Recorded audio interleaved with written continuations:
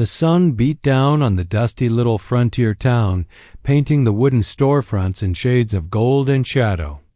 It was supposed to be a market day, but the real draw wasn't cattle or crops.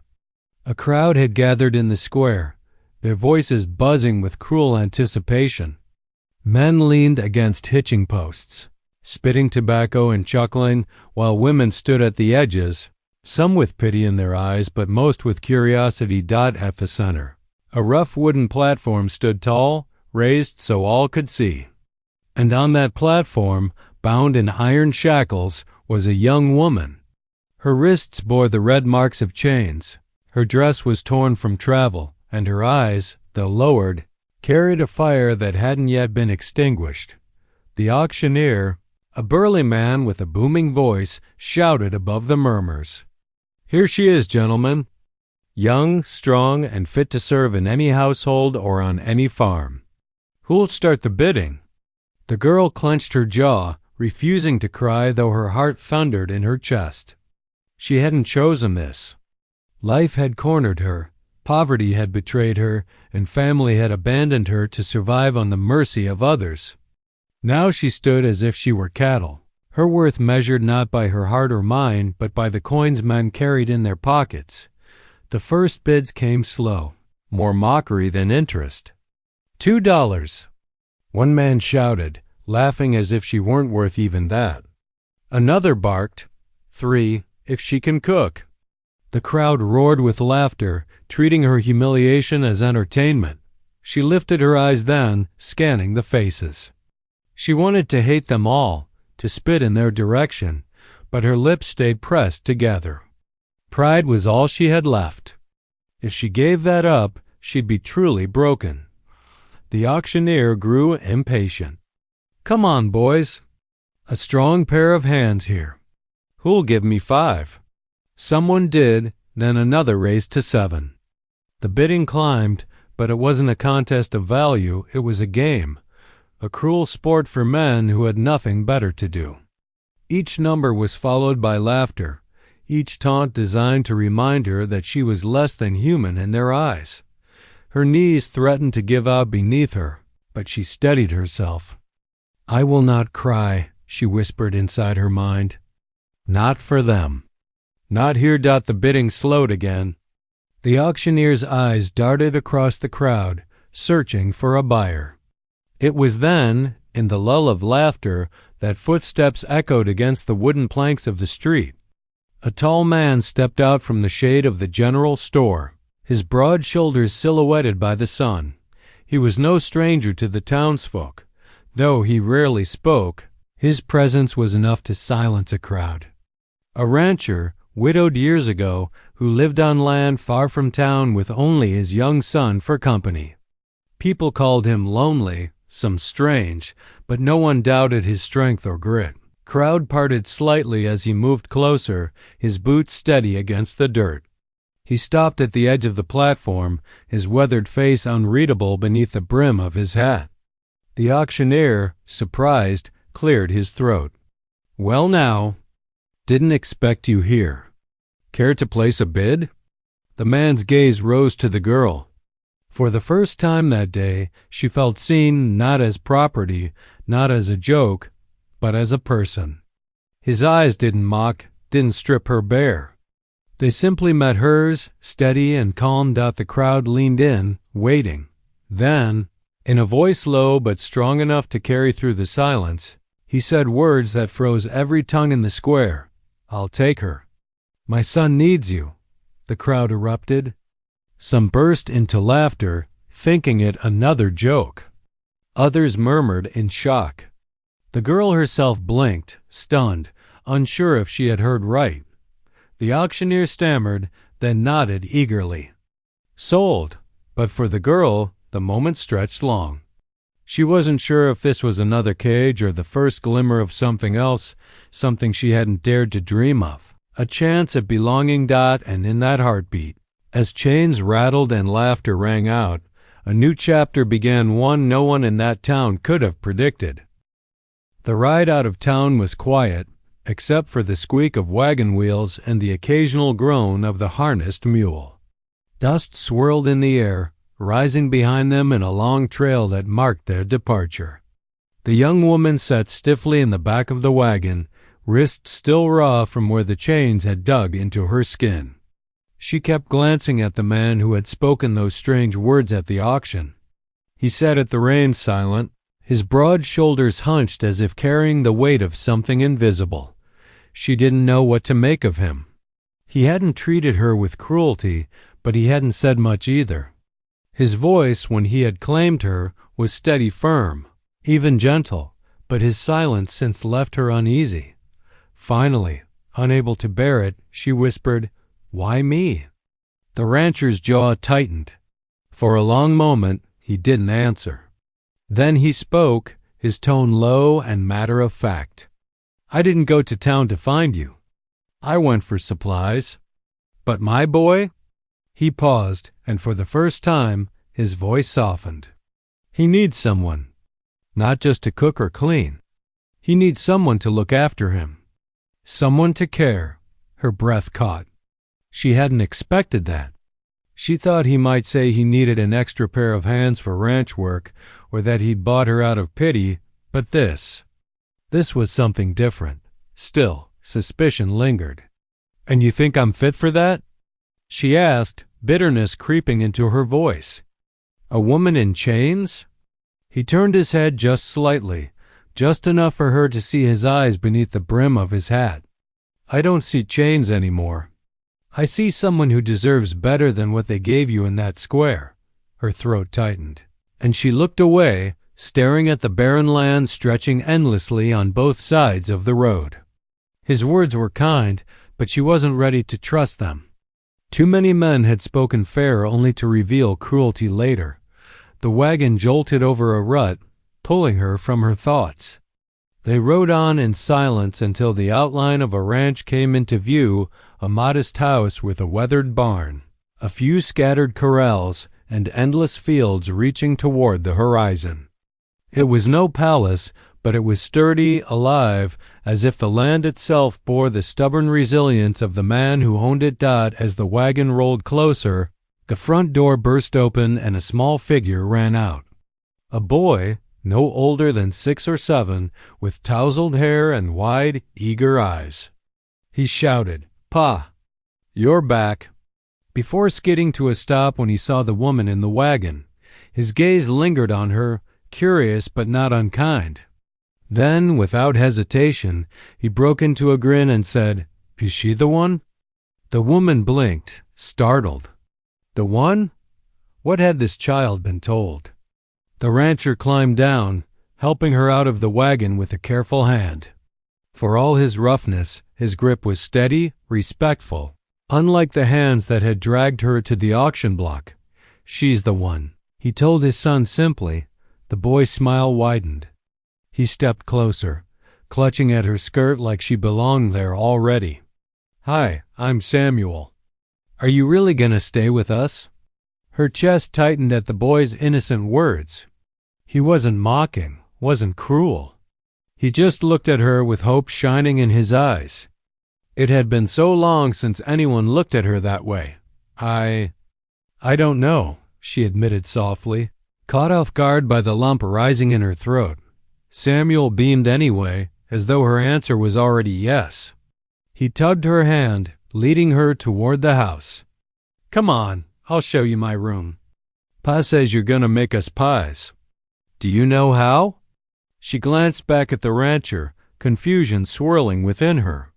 But he only nodded, a quiet reassurance that she wasn't expected to be anything she didn't choose to be. Inside the small but warm home, she felt something stir, something she hadn't dared feel in months, maybe years. Not freedom exactly, not yet.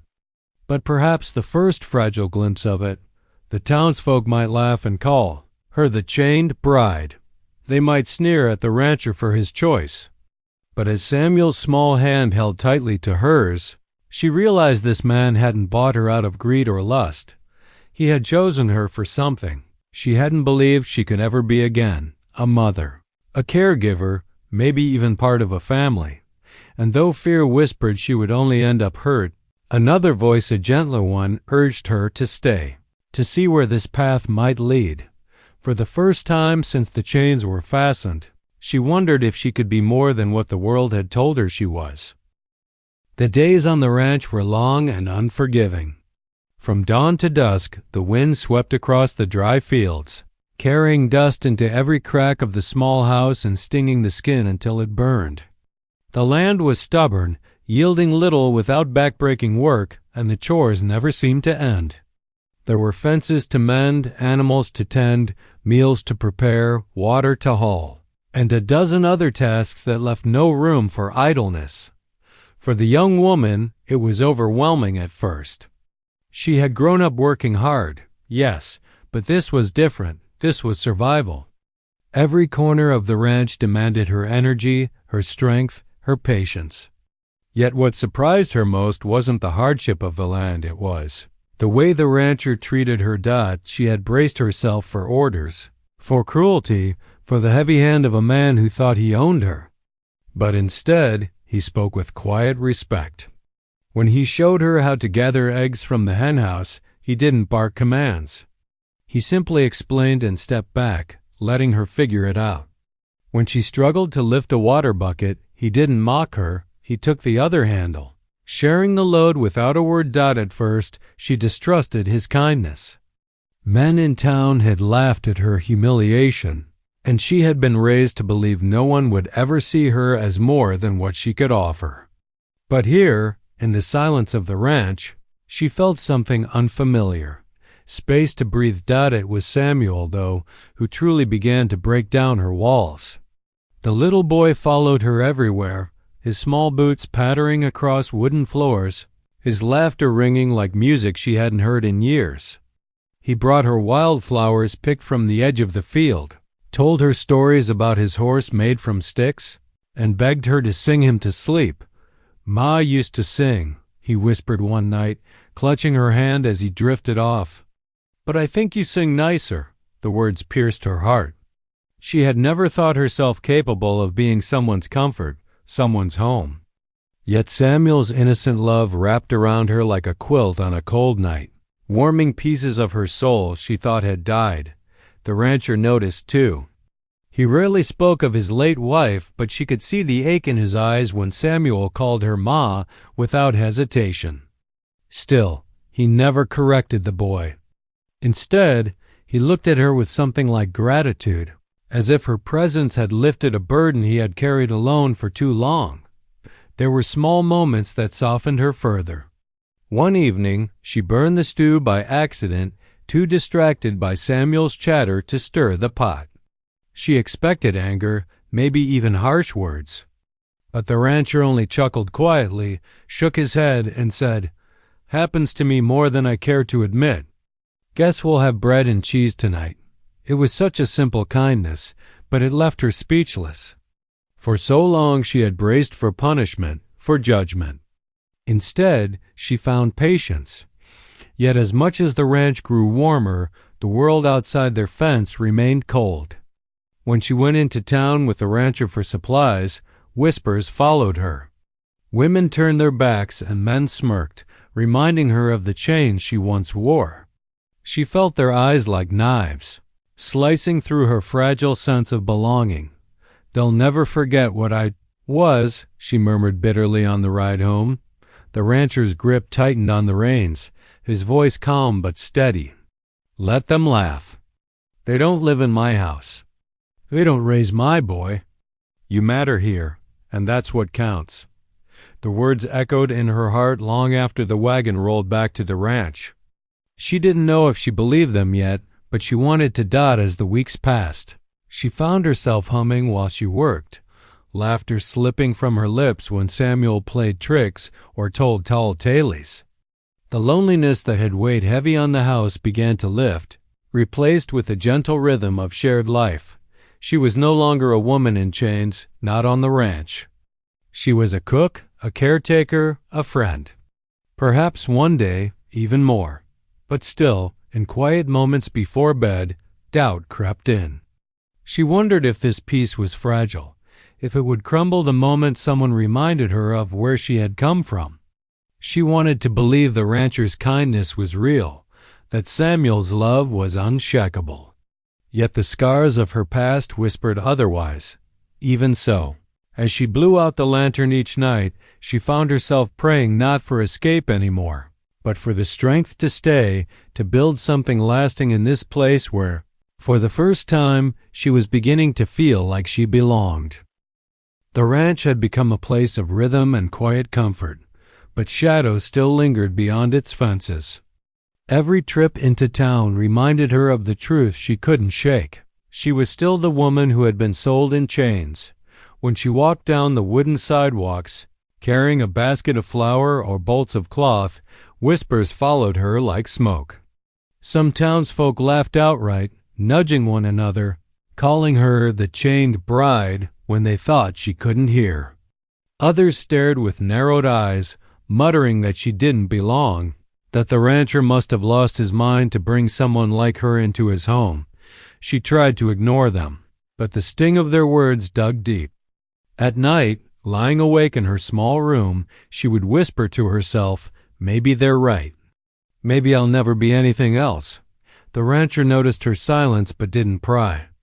Instead, he offered her small reassurances, a steady look, a nod of gratitude after a meal, or a rare smile when he caught Samuel curled against her side by the fire.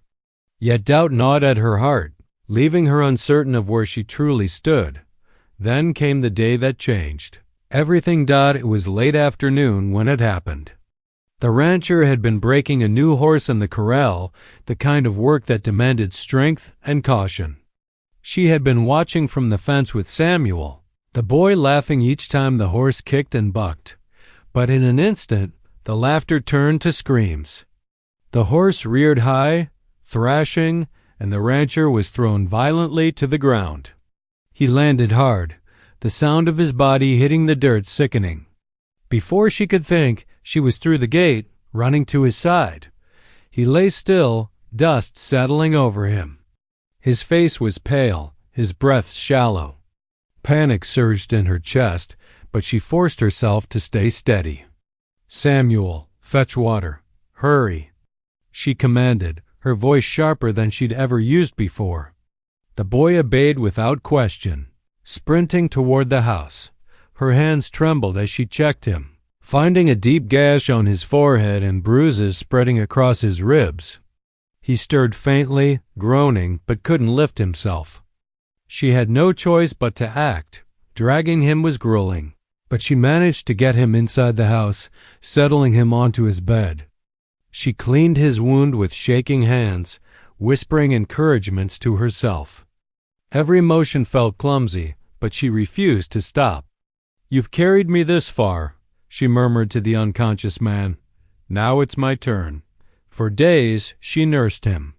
She rose before dawn to tend the animals, cooked meals for Samuel, and returned constantly to his bedside. When fever struck, she sat through the nights with a damp cloth pressed to his forehead, whispering prayers that he would not leave them. Samuel clung to her during those long hours, his small voice trembling. "Don't let him die, Ma, please." It was in those days that she discovered her strength. No one else came to help. The neighbors who mocked her stayed silent, unwilling to step foot on the ranch. She alone kept the place running. She alone kept the boy's hope alive. And slowly, he began to recover. His eyes fluttered open one morning to find her slumped in a chair, head resting on the edge of the bed, hand still gripping his. For a moment, he simply looked at her, something unspoken passing between them. "You kept it all together," he rasped weakly. She lifted her head, exhaustion lining her face. "I couldn't let it fall apart. Not for Samuel. Not for you."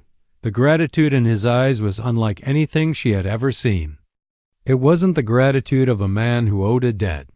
It was the gratitude of someone who had found a partner, someone he could trust with everything he held dear. In that moment, she realized something. She was no longer powerless. She wasn't the girl who had been mocked and sold, bound by chains she couldn't break. She had proven to him, to Samuel, and to herself that she was capable of more than survival. But even as the rancher's strength returned, Doubt lingered in her heart.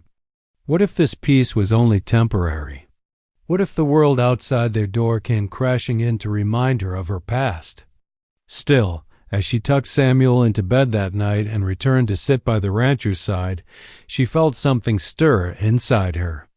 It wasn't fear this time, it was determination. For the first time, she wanted to stay not because she had nowhere else to go, but because she had found something worth fighting for. The ranch had begun to feel like home. The fields, once overwhelming, now carried a rhythm she could follow.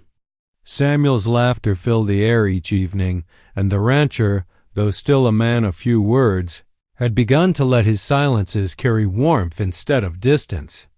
She caught herself humming while sweeping the porch, or smiling when the boy wrapped his small arms around her waist. For the first time in years, she dared to believe she might belong. But peace on the frontier was fragile, and hers was shattered the night shadows returned. It was late, the kind of evening where the crickets sang and the lantern light spilled gently across the yard. She had just finished tucking Samuel into bed when the sound of hooves echoed in the distance. At first, she thought it was a passing traveler. But as the noise grew louder, the unease in her chest deepened. The rancher, still healing from his injuries, stepped to the window. His jaw clenched. "Stay with the boy," he muttered, though she could hear the tension in his voice. Moments later, the riders appeared, 3 men, rough and sneering, their eyes sharp even in the dim light. She recognized them instantly. They were from the town, men who had jeered the loudest when she'd stood in chains, men who saw her as nothing but property. Well, one of them drawled as he dismounted. "Ain't this a fine sight? The chained bride playing house out here, like she's something real." Her stomach twisted, but she forced herself to stand straight on the porch. "You've no business here," she said, her voice steady despite the fear clawing at her throat. The leader smirked, stepping closer. "On the contrary, darlin', you're ours. We paid good money for that auction. This rancher here thinks he bought you out, but we never signed no paper letting you go. Far as the law's concerned, you're still property. And property don't get to choose where it lives." The rancher moved forward, planting himself firmly between her and the men. His voice was low, steady, but dangerous. "She is no man's property. Least of all yours," the men laughed, spitting into the dirt. "Look at you crippled from your little accident, thinking you can protect her. You don't even know what she was before you brought her here. She ain't a wife.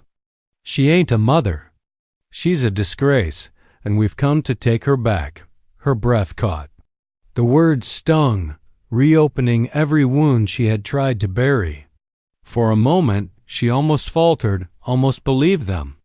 But then, from inside the house, a small voice called out, "Ma?" Samuel's frightened tone struck her like lightning. She turned, seeing his small face peeking through the curtain, wide with fear. And something inside her shifted. She wasn't that broken woman anymore. She wasn't a prize on an auction block. She was Samuel's comfort, his protector, and she would not let anyone take that from her. She stepped forward, her chin high. "I am not yours," she said firmly, her voice carrying across the yard. "I never was. You may have laughed at me, chained me, humiliated me, but I am not property. I am a woman, and I choose to stand here. This is my home now. This is my family."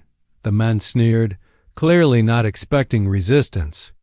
One reached for her arm, but the rancher's hand shot out, gripping his wrist with surprising strength.